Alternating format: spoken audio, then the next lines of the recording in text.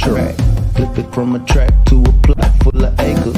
Do it for the farmers and producers and the makers. What we even here for? Occasionally I ask it. I know it's more than struggling, anticipating the casket. Reap what we sow, trying to fill up my basket. Life's a plantation, I self-law and master.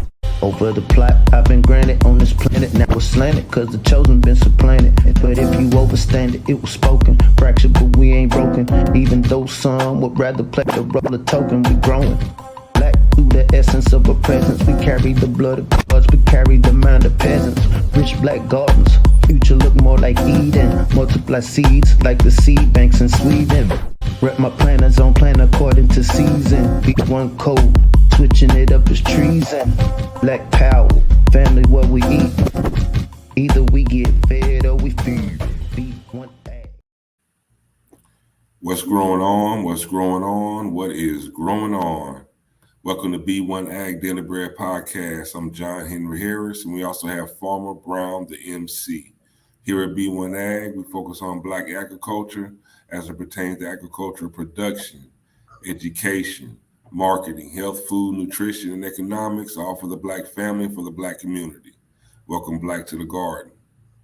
Now today we're going to talk about a consequence of convenience. You know, it's become very convenient for us to order online, use big, large online retailers like Amazon.com, have your food delivered, whether it be Uber Eats or Grubhub or DoorDash, maybe even going to when you go to your fast food restaurant, and this uses a lot of paper and cardboard.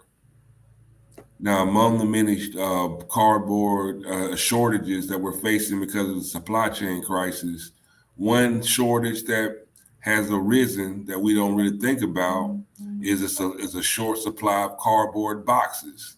They're growing very scarce, and it's only being exacerbated and made worse by the supply chain bottlenecks. There's a low containerboard and corrugated cardboard inventory, and this has been a mounting issue since early this year. And this has been thanks to the meteoric growth in e-commerce during the pandemic, according to Business Insider. Now we're coming on the holiday season, and that e-commerce is just going to increase, and retailers are expecting additional stress when it comes to delivering solid customer service. Supply chain challenges faced by many retail verticals are adding to the stress, and it's widely anticipated that there will be record levels of out of stock and slow fulfillment challenges, such as the potential cardboard shortage due to these supply chain issues. So we're going to look at the math of this today, because it's an issue that many of us just don't think about. We don't think about it because, it's easier for you to order online and have it delivered to your door. But we're going to look at the real numbers, the math behind this, and it's a consequence of convenience, cardboard shortages from ordering online. And at the end of the day, this cardboard and this paper, it's made from one of our most precious agricultural products that we have on this planet, and that is the trees. So Farmer Brown, let's dive deep. First, I just like to say peace to the B1 family. Hope everybody's doing well. So Amazon alone in 2019, peace Felicia C. Amazon in 2019 shipped 2.5 billion packages a year. This is Amazon in 2019, 2.5 billion packages a year. This isn't FedEx. This isn't U.S. Postal Service. This isn't the other delivery services around the world. Amazon alone, 2.5 billion packages in 1 year, and this is pre-COVID.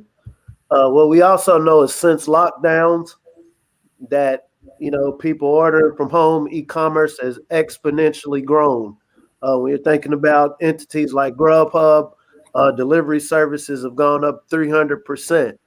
And so when we talk about the logistics of what this looks like, I don't think anybody wants a burger or pizza or salad delivered to your door just in a bowl. You're going to want it covered by something. I imagine for people that still celebrate Christmas and some of these other holidays, you don't want your gifts just showing up at the door. You want them packaged. And even these toys are going to have cardboard packages around them. And so this does, when we're thinking ecologically, have a huge impact on the planet. What do these impacts have? They're going to affect policy. When we're thinking about this turning into a bad word, climate change, this has every bit to do with climate change, because when you're having to cut down the trees to create these products, you in turn create these other unintended consequences. I definitely look forward to deep diving into this conversation, fam. Just to put it simply, my grandfather had a saying: everything in this world costs. He said, everything in this world costs. You even have to pay to die. Everything costs. So if this convenience that we have, or I can just order this on my phone and it delivered to my house and it saves me time, that costs. It may save you time, but it's costing you something else elsewhere. And at the core of this conversation is a word that ties right along with agriculture and a lot of the issues that we have, is sustainability. Sustainability is the ability to be maintained at a certain rate or level, avoidance of the depletion of natural resources in order to maintain an ecological balance. In the current way we do commerce, e-commerce, and the natural resources that are diverted and used the way they're used is not sustainable to this planet. It's not sustainable. It's more convenient, but it's not sustainable. And as much as we like it and benefit and think it's great, which it is, there is a cost, a real cost. And we're going to dive into those numbers today. So according to Statista.com, and we encourage the melanated family to fact check us, right? The United States, and this is as of March 2020, produces over 20 million tons of paper. Over 20 million tons of paper. This equates to about 55 to 110 million trees to produce 20 million tons. We also know globally we produce 400 million tons each year. So if you do the math of that, this equates to about 425 million trees per year that have to be cut down to supply the demand of people receiving cardboard boxes, your packaging for your value meals, your packaging on your clothes, whatever we're getting delivered. I'm a proponent of convenience. I mean, who wants to do more for something when you can do less? But when we think about the long-term implications, we have this continuous conversations of us being the mothers and fathers and stewards of civilization. We were originally tasked to be the ones to watch over the garden. And when we decided to let other people take charge, these are some of the unintended consequences. And so here at B1 Ag, we do try to be as concise as possible as pointing out the problems, but we also like to come with solutions. But like I said, 400 million tons of cardboard, that's a lot. When we talk about 425 million trees, and this is annually, we know trees take, decades to grow to their full stature. And so it's not like, okay, I can cut down 425 million trees this year and replant 425 million and I'll have them next year. It doesn't work that way. Using the Amazon forest as a part of this case study. And so when we talk about the earth being a global body, the Amazon forest almost serves as our lungs. It makes me think of this mantra over the last year or so: I can't breathe, I can't breathe. And then we get hit with something that affects the lungs. As above, so below. And so we know the Amazon, to be able to supply a lot of this demand for trees, a lot of deforestation is taking place, not only for the trees and the cardboard products, but also to raise livestock, to create new farmland, because I don't want to say the people who have been producing the livestock and farm products have overused the land that was already available. Here at B1 Ag, we really like to take a global focus because what goes on in one part of the body is inevitably going to affect the rest of the body. We understand places like China. You have China or India. You have populations of billions of people. Here, we're all for people living their best life. If there's something good to be gained during your day per your effort, your energy input to obtain it, hey, it's you. But when we get to a point where we're using more than what we're putting back, this creates instability. That word you said, it goes against the concept of sustainability. And this does, not to get down the rabbit hole, this is inevitably going to have an impact on certain legislation. We know specifically with the UN, for example, there's a 2030 agenda that the world wants to cut carbon emissions 50%. We also talked about the gentleman, and we're not going to go too deep in that. His goal over by 2040 is to cut carbon emissions to zero. Not only do these carbon emissions come from the flagellation of livestock, it comes from our production methods. And so, okay, once we've cut these trees down, you had to have some sort of equipment to come knock the trees down.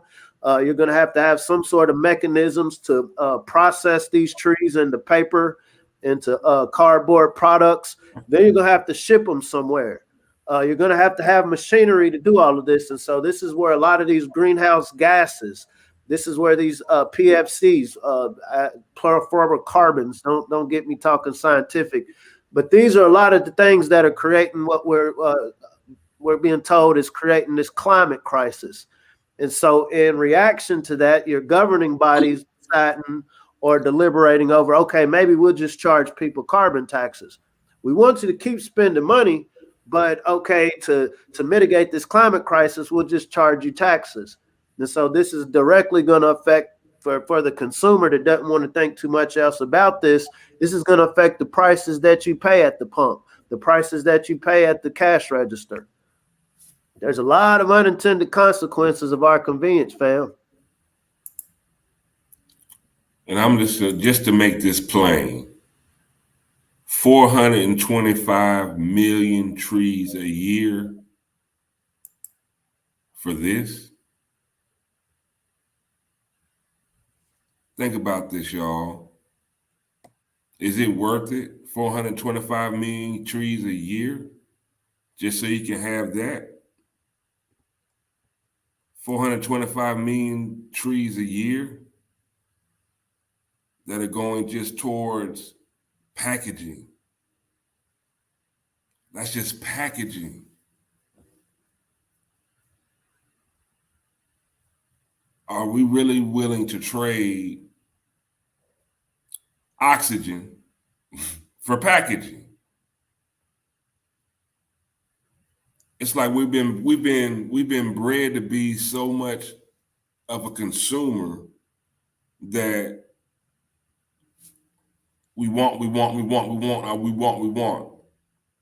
It's like we're kids, but we don't really know what our parents are going through to get what we want.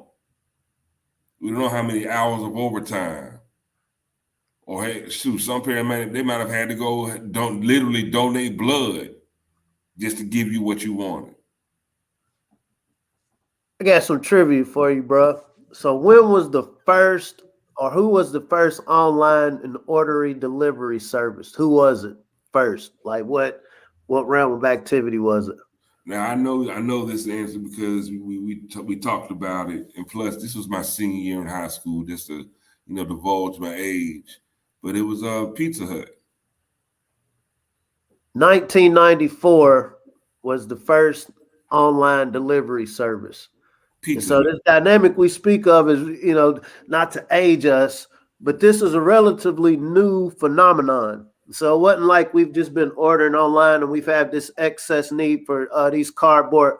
Absolutely. Brother, so you brought that up. I'm glad you brought that up. So here at B1 Ag, we like to talk about solutions. So we're definitely going to touch back on this because we have to be solution-based, family. We have to be solution-based. We see cutting these trees down. It's going to affect the breathing of the planet. It's going to affect the breathing of the individuals on this planet. We also know that our consumerism is exponentially growing. And so this problem started, as far as online excessive, just in 1994. I mean, this is when gangster rap, a lot of things. So this is a relatively short amount of time that we went from, okay, I'm in the kitchen, I just cook what it is I eat, I just go directly to a store and buy what it is I buy, to I'm just going to sit on my couch and order and bring it to me.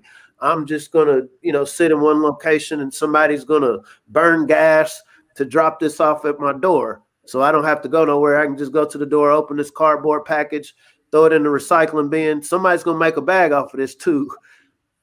That's the cost of convenience. And so it was 94 that the pizza delivery service took off. And so we see just in absolutely. And so we see just in a few decades how we've become so dependent. And oh man, it just hit me. When we talk about these individuals that's making all of this bread, like this pandemic hasn't been a catastrophe for those at the top. Like if I'm the one supplying you these boxes, Amazon, if I'm the one supplying you all of these products that you're ordering, guess who's getting financially, economically empowered? Me.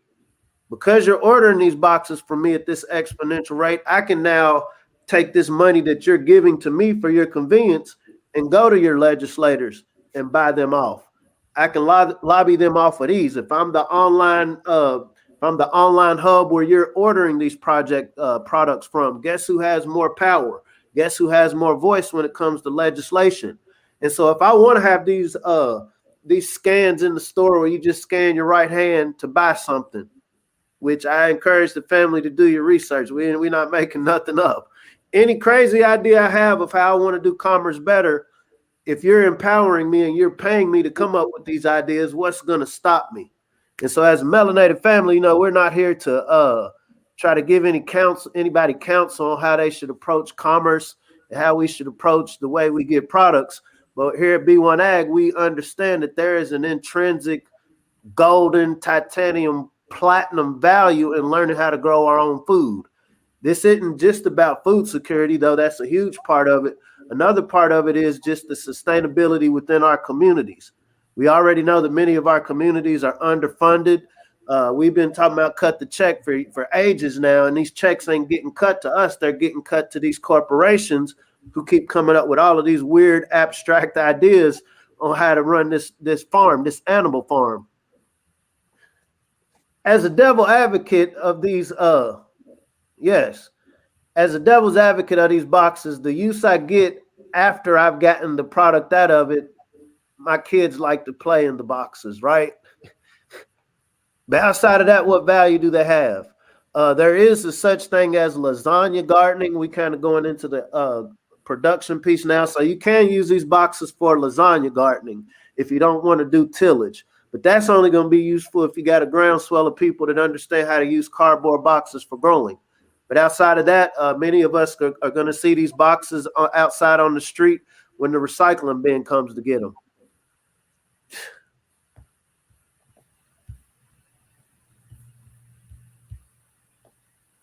Sustainability. This is a word as just like we need to get more familiar with growing our own food and actually bringing this into practice and having this knowledge.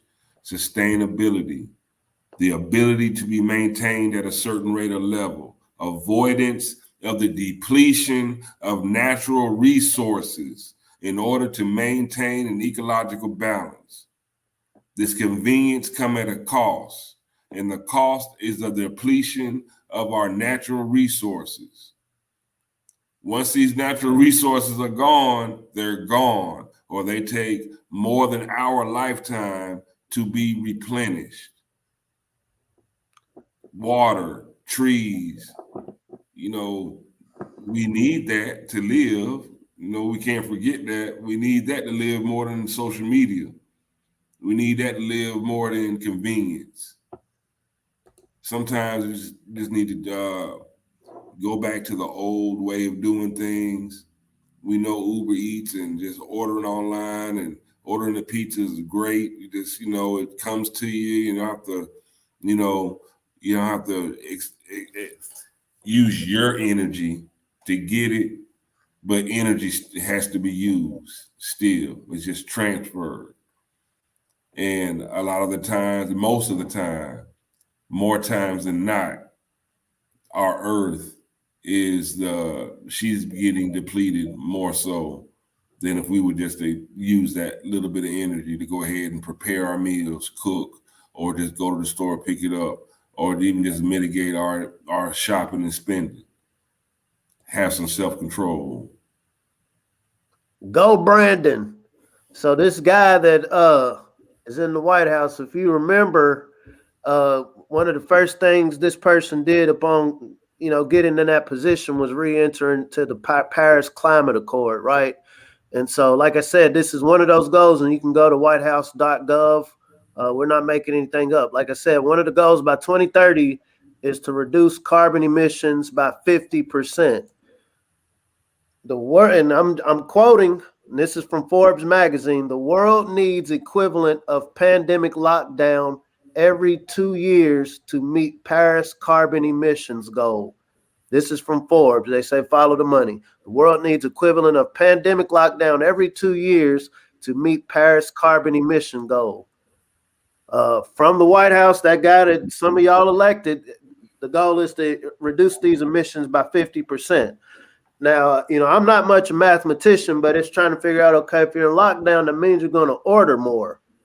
If because you didn't have your appointment with Dr. Jabinski, you might not be able to go in restaurants, meaning, okay, you're going to have people dependent on some sort of delivery service. And I know you have some stats later if you can put them up. We already, order out a lot and eat out a lot. And so all of these things, we see this perfect storm of these dynamics coming together where we understand as a melanated family, we're going to be, I'm not going to say going to be, we are drastically affected by all of these dynamics. This is why one of the things we like to have this discussion, because we have to see ourselves a part of this dynamic. We can't just be the victims. We can't just be the receivers of other people's decisions. We have to identify now, where do we fit in this? Not only where do we fit, but where do we want to make ourselves fit? Because if you leave it to somebody else is always going to have a better idea of what we'll be doing with ourselves if we don't have a better idea for ourselves, if we don't have a code for ourselves. One of the reasons we stress this healthy Black food, growing for yourself, is just planting this seed now. Because a lot of these agendas and objectives, they're, people plan decades ahead.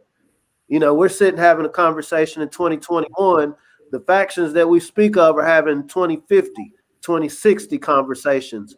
And so, in being code and, practicing the law of compensation, we need to have a 2050 plan. What are some of the things we understand? And so just looking at some of the statistics, Grubhub, for example, is the current industry leader when it comes to food delivery. And it's experienced an 8.2 million increase in orders. This is a bag for some of the family out here listening. When we talk about learn how to grow your own food, okay, you learn how to grow your own food. You take heed, start figuring out how to localize your local food system.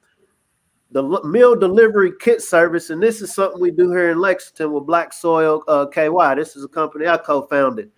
This market grew 300% between 2017 and 2018. 300% between 2017 and 2018. So you can only imagine the meal delivery kit service where it's at here in 2021. When we're talking about addressing the overuse of this cardboard, okay, guess what? You don't have to use as much packaging material if you're shipping your products, your meals locally. I don't have to put it on a plane. I don't have to put all of this tape and all of these other materials around it. I can ship it locally. When we're talking about real estate investors, this is why we need, hubs, food hubs within systems, distribution sites within communities. This is something that we can apply in regions, and this is something we can apply in our neighborhoods. Absolutely. We was talking the other day, fam, my kids, when they know it's time to go to bed, when they know it's time to put up their toys, my son will just start throwing them. And it's like, son, you're going to want to play with this tomorrow. But he's oblivious of tomorrow. We're the mothers and fathers of civilization, so we know that somehow we fell asleep and the kids took hold of the household. And so when we have these conversations, we understand that dynamic, bro. There's some people that's like, I would just rather to destroy it than me fall back on my negligent activity. I would rather build these phallus-shaped spaceships and try to go find somewhere out of space than to address what I'm doing here, the negative effect that I'm doing here on the planet. And like I said, our tax dollars, not just our tax dollars, our consumer dollars are funding a lot of this activity, fam. And so we can be what's the word I want to use? We could be as agitated as we want to be. We could be as angry as we want to be, but it boils down to what are we willing to do within our community to make sure we're not dependent on these unsustainable practices. Because regardless of what these folks are doing, we still share this ecosystem. And so if we as a melanated community don't find the value for ourselves in taking some better measures, it ain't got nothing to do with the Paris Climate Accord. It ain't got nothing to do with what the World Health Organization or UN got going on. We understand that this is, as far as policymakers, we understand that this is the baseline that they're operating on. They want to cut down emissions, part of these carbon emissions, and part of this, we know there's factions that want to cut down on some of these carbon emissions. So what are we willing to do? And this goes into organic farming. We've already been having these conversations about people wanting to grow their food naturally. This is an action item, family. How do we learn this? How do we make sure we're having these localized food systems? This is reaching out, taking the time to reach out to your Black farmers. I guarantee you a CSA delivery. This is a community supported agriculture. These are produce boxes that are delivered straight to your door. We get ours in bins, recyclable bins. We take our produce out, the farmer will come and get it, take it back and bring the food back in the same bin. Obviously they're going to wash it off, sanitize it, but that's sustainable and it's practical. And the more of us that get our prints in the mud, the more of us that understand these basic logistics of getting food from seed to table, it's a 300% increase in getting meal kits to people. Can we feed ourselves? And we all have to eat. We all have to eat. But it would be harder to eat if we can't breathe because there's no oxygen, because there's no trees. So y'all, let's just really what it calls, like I say, it calls to sustainability, but it also calls to us just being more conscious and more conscientious of how we live on this planet. We've got to have a balance. We got to live a life of ma'at. We got to live a life of balance. It's about balance. Too much convenience is too much of a high price to pay on this planet. Sometimes you just got to get to work. You got to put in the effort. There's got to be effort. Everything is not about convenience. It would be great if it could be, but there's the way that's not balanced. That's not balanced. We have to put in some work. I tell you what, man, it's nothing like a home cooked meal. Who you telling, bro? It's nothing like a home cooked meal. So I ain't got to go to the drive-thru. I ain't got to order something. That's a little extra bread for, recreation, right? I was reading an article the other day. They were saying that households with single adults spend 28% more, to exist. And so saying that to say there's a utility in being able to work together, being able to look past these I'm gonna say unnatural gender divides, these unnatural divisions that's been placed in our community, because it's very strategic. Take emotions out of it. Let's look at this financially, family. There's a value in us just caring about feeding each other. All of the other social issues and everything else, they kind of fall into play. Because guess what?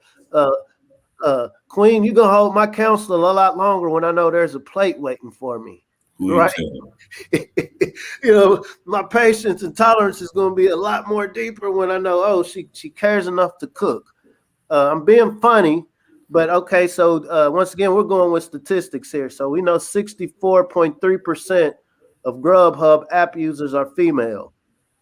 I have a daughter right now, and I love my daughter to death. And I want to make sure that my daughter, not, I want her to be I don't like throwing that word strong around with our women. I'm going to say formidable. I'm going to say reaching her full essence of what she can be. I understand there's a balance. I want my son to grow up and be a male that is providing a service, be useful. We're all batteries, and so we want to be useful to one another. When we think about the concept of hunter and gatherer societies, like when we talk about getting back to the essence, the man in general went out and hunted, chased these mammoths down, chased these deer down, hunting. And then I bring something back to the hut, bring something back to the village. I think some of us was living in like large empires before all of this, but that's another conversation. And then there was this nurturing-minded queen, this nurturing-minded sister that knew how to, take these things that the man hunted and turned it into something valuable, and then distributing it to all of the people in the hut, in the community, in the village, in the tribe. There was a certain power in that. And when you had that cohesion amongst the community, we were a lot stronger when these foreign enemies came, these colonizers came. When the colonizer convinced you, hey, you ain't got to go with no specific order. I'll give you these blankets. I'll give you this rotted meat that I brought from where I came from. I can't tell you what it is, but I'll bring it to you. Same way with these men. Hey, don't look at your women as the source of power. Look at our women. And so once again, not to get too deep into these interpersonal dynamics, we have a value to one another, family. To my sisters, we have a value to one another that's so much more greater than the unnatural disagreements that we have.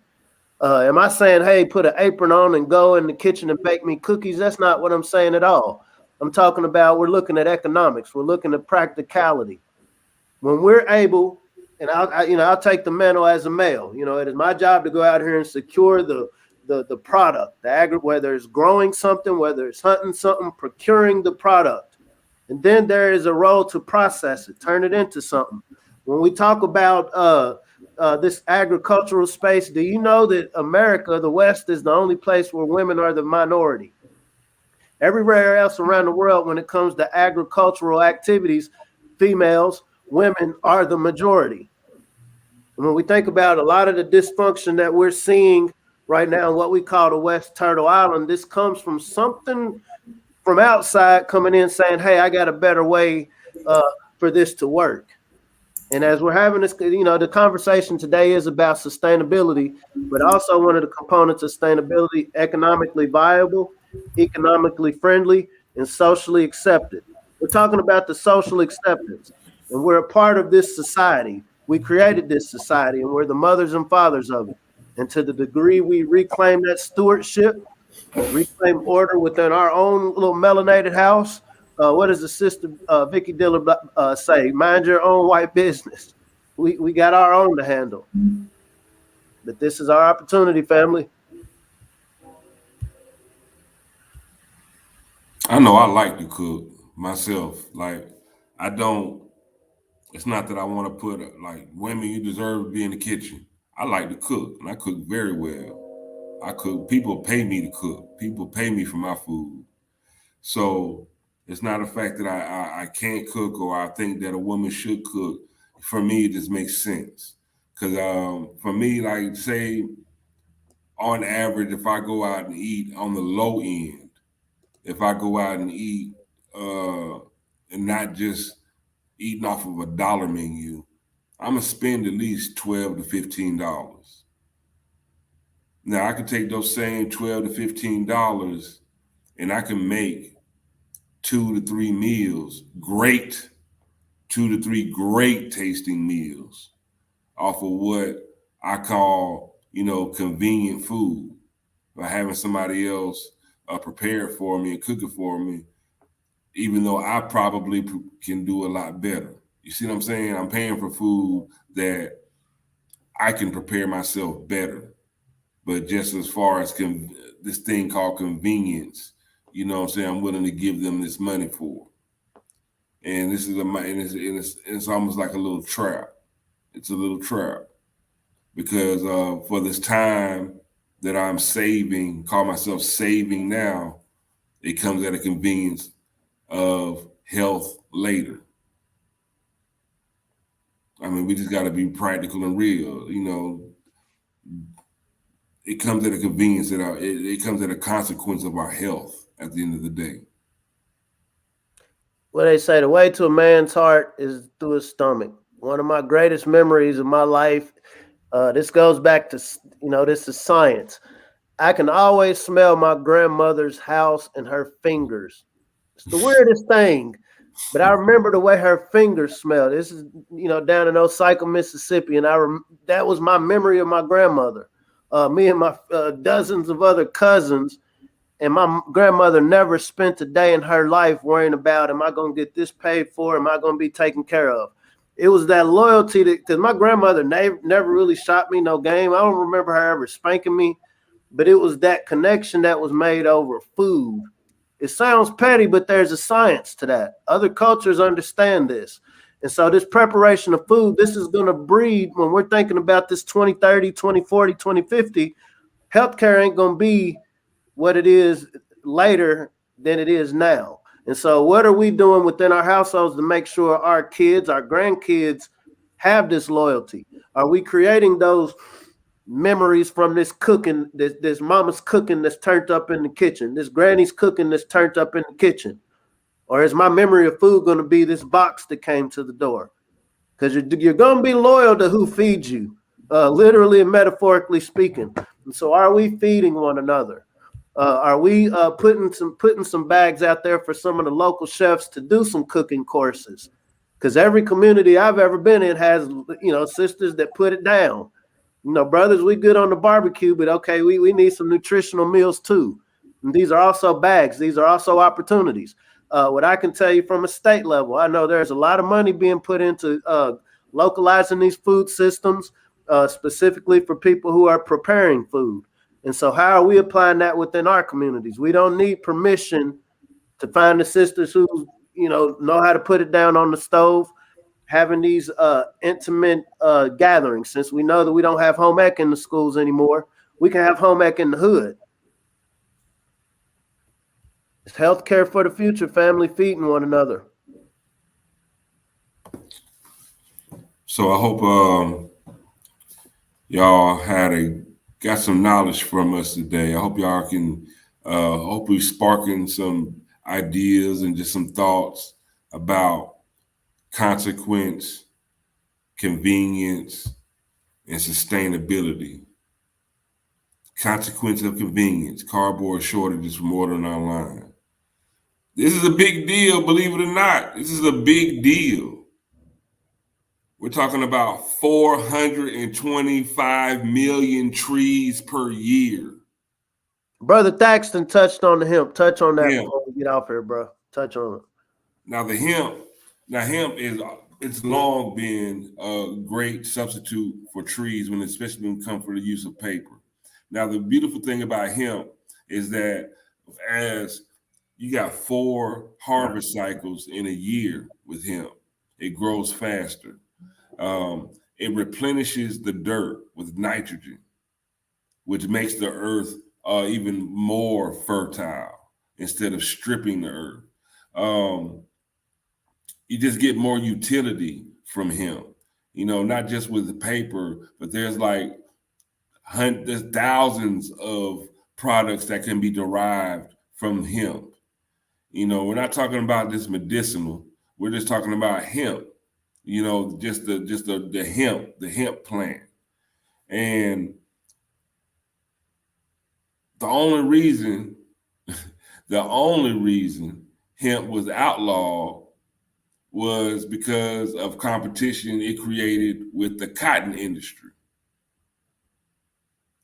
So it's like we've got to get to a point as a human race where we do things that work, that are practical, and not base our own greed or comeuppance over what is needed.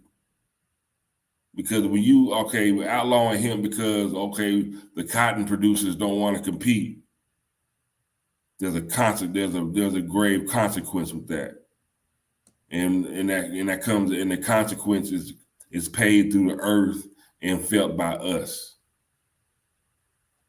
Cotton industry and pharmaceutical industry and chemical industries. There we go. Because I'm talking about hemp, man. It makes plastics. 25,000 different products derived from a hemp plant. We're not talking weed. Talking about hemp. Useful.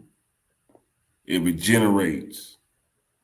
It's sustainable. Using hemp is sustainable. We need to live sustainable lifestyles. Order it online, have it delivered. Convenient, but not sustainable. It's not. It's really not. Even if you have the so-called money, the fiat currency,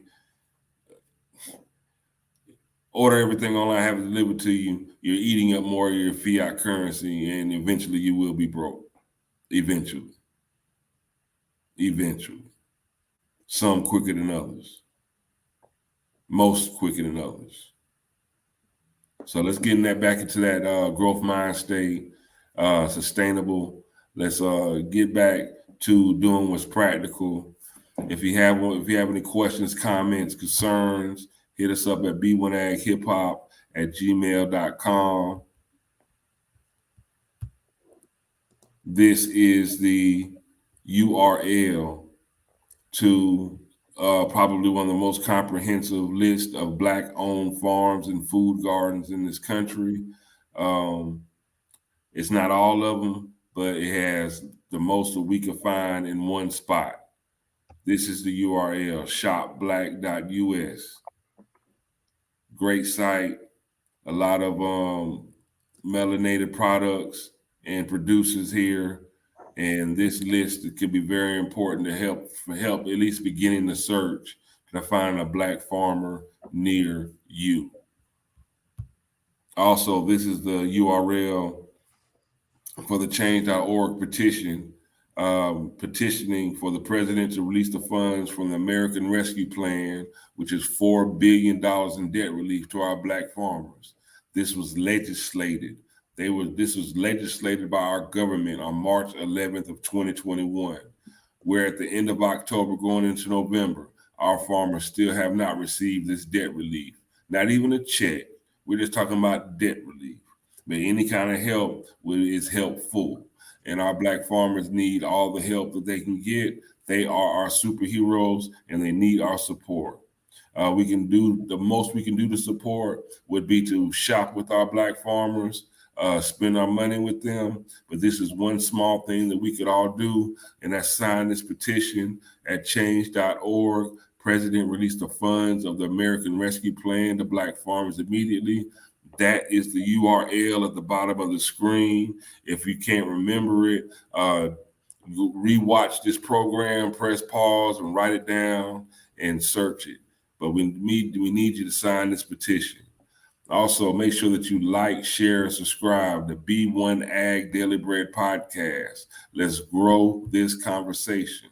Let's make this a bigger conversation. We need more participation within our community and a more awareness of what's going on with our food system, our food security, and what's growing on, period.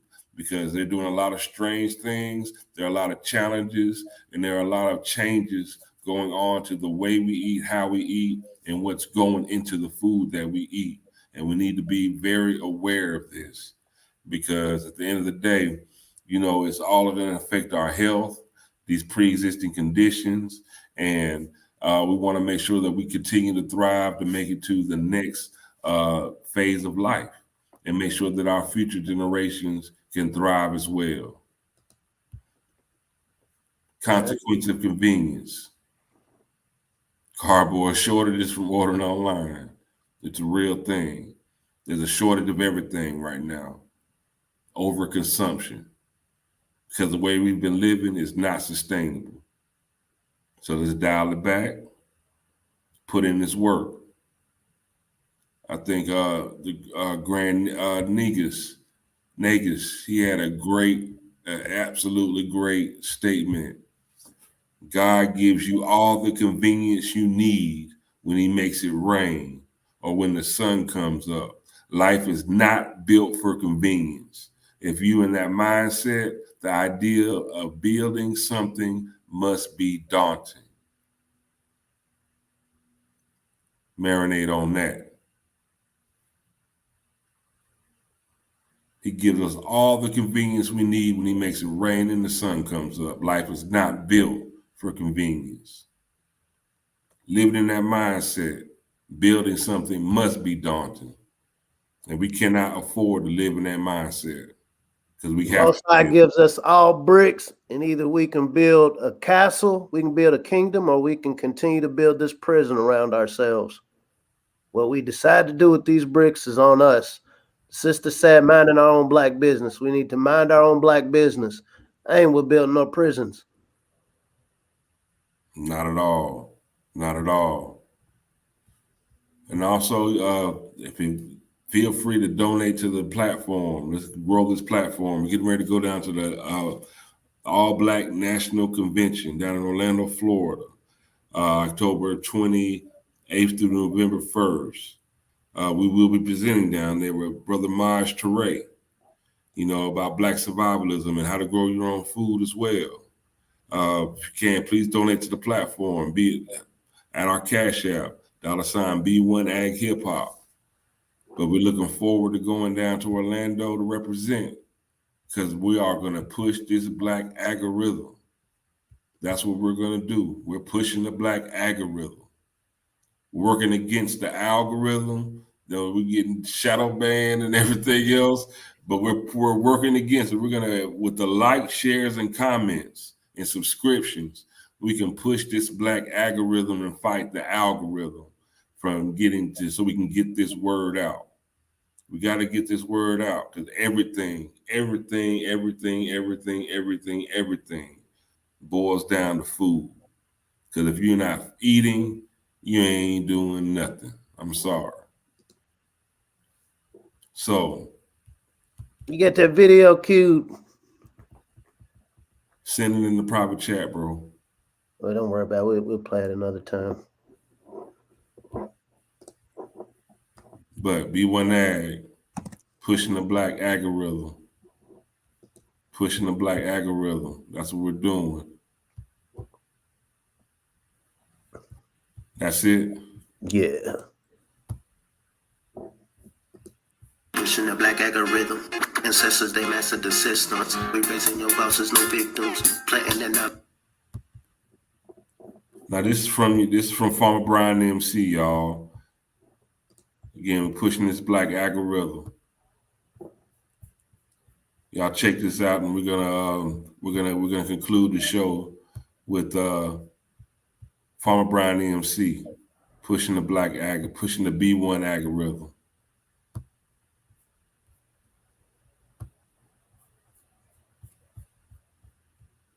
Pushing the black algorithm. Ancestors, they mastered the systems. We raising your bosses, no victims. Planting that knowledge curriculum. Listen to boost with the nutrients. The darker the berry like Nubian. Darker the seeds like a Julian. The streets with that fruit like Peruvian. Trapping, emerging the fruits in the veggies. CSA boxes, my package is heavy. Ship across down in the bed of my Chevy. Printing them up, growing harder than daily. You say ready, you ain't got scrambled. Battle like farmers and growers on gamblers. Taming our fingers, the gamers and shambles. That's what that melanin carry the miracle. Mothers and fathers of civilization. Like to the garden with true cultivation. Building back attitude like innovation. People, community, growing the nation. Genetically designed to be the toughest. Looking at growth mindset. Codified, now we focus farming on track. Be the fan, break bread with them. Pushing that B1 algorithm. Now, why we get them? Watch me get them. Pushing that B1 algorithm. Rip it over.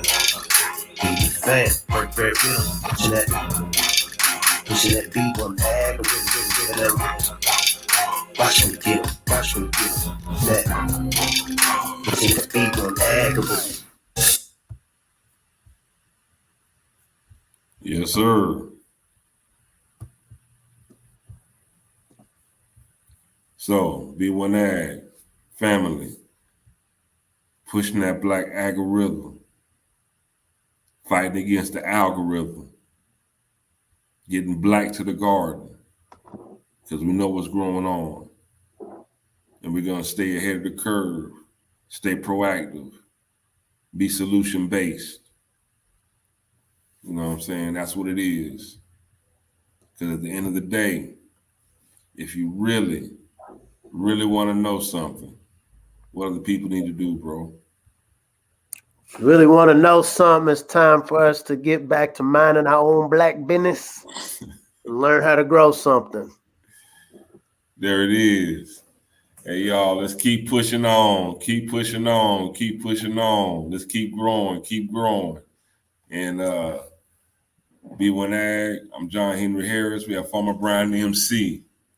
Until next time, see you soon. Peace.